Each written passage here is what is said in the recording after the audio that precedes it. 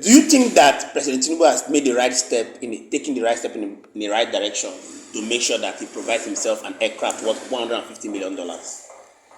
What you need to understand with Nigerian government and politics, you don't just act, they test the waters first. When Akpabio, out of the blue, made that pronouncement in the hollow chamber, the red chamber, that he would be willing to sign off the money for presidential at the detriment of the whole Nigerians. They were only testing the waters. What was our reaction? We didn't. Nobody mentioned anything. Nobody even reprimanded him. They have tested the waters and they've seen that it's sellable. So they don't need to consult anybody. And I believe it is already purchased. And even when they bring it, Nigerians will not even shout. Because one, they have weaponized hunger to the point that we can no longer shout. An average Nigerian thinks first what he's going to eat now. Because the issue you have raised now is secondary. The primary thing, which is what to eat, is a priority for the Nigerians. And so, I will take you back to 1978. That may so rest in peace, Fela and Nicola Kukuti. When he described our own brand of democracy as demonstration of grace, it is exactly what is playing out.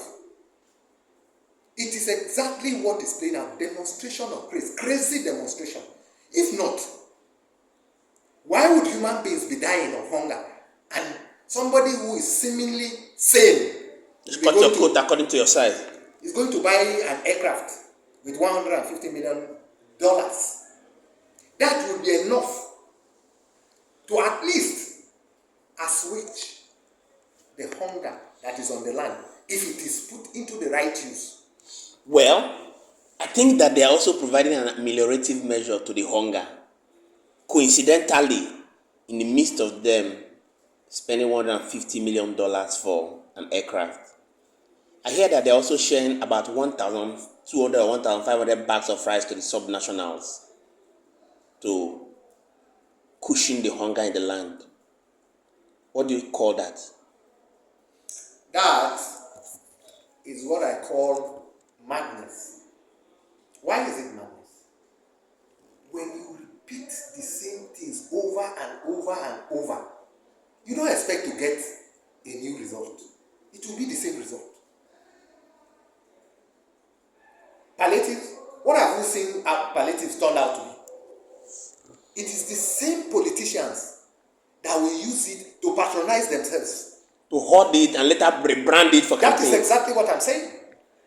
Why would you not take it to the market and subsidize the price so that it can go to everybody? To use that money and subsidize food. Let me break it down. Let us assume that 1,000 bags comes to River State. Share 1,000 bags to 23 local governments. About 800 bags per local government. If 800 bags comes, break it to, let's use money as an example. Share it to 12 wards in money. Less than 100 bags, about 80 bags. Okay. Then, let's share my own unit. My own ward has about 17 units. In money I vote here. So divide the 80 bags by 17 units.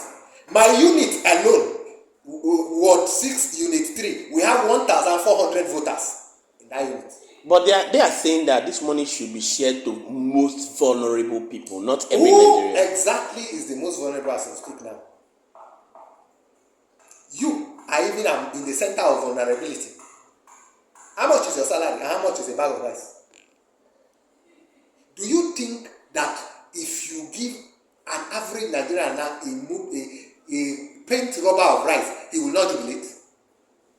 Because you have taken 8,000 naira from the person's pocket.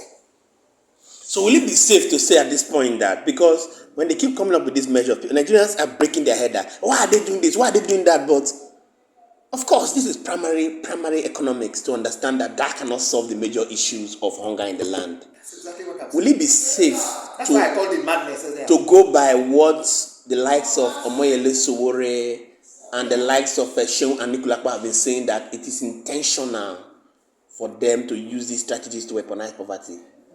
See, it was my friend of blessed memory, Niccolo Machiavelli, who propounded the theory of how to weaponize poverty, how to use poverty to clamp down on people. He gave an example. What was the example? He said, if you pick a hen and remove all the feathers, Yeah. and you pour water on it, what will happen to that fowl? It feel cold, shivering. But that same fowl, that shivering and cold, if you throw a grain of rice, what will the fowl do? It will go for it. It will go for it. That is exactly what they are doing to us. They will contract us in that hunger entity, then throw the same grain. Rice. The same grain. The rice. Yes, the same grain to us. And then, what do you think will happen? You will hear that people are dragging the rice. Yes, in the course of this, somebody will not lose his life. Because the person would rather throw their lives into it and lose it than to be alive and be ravaged by hunger.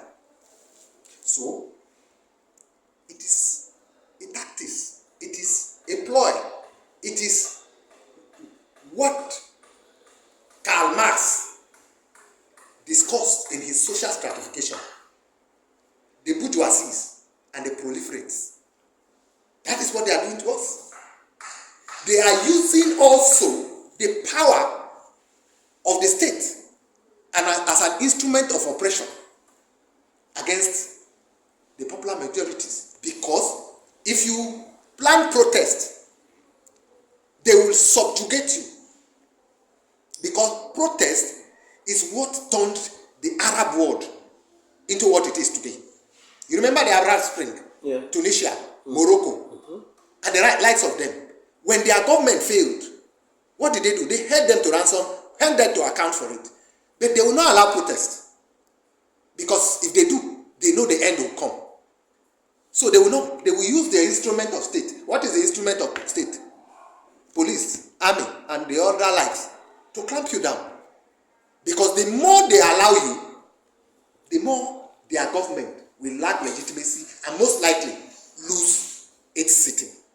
So, the moment you plan protest, what they will do is to coin something out of the blue and attach it to it. Give the dog a bad name to do what? To kill it.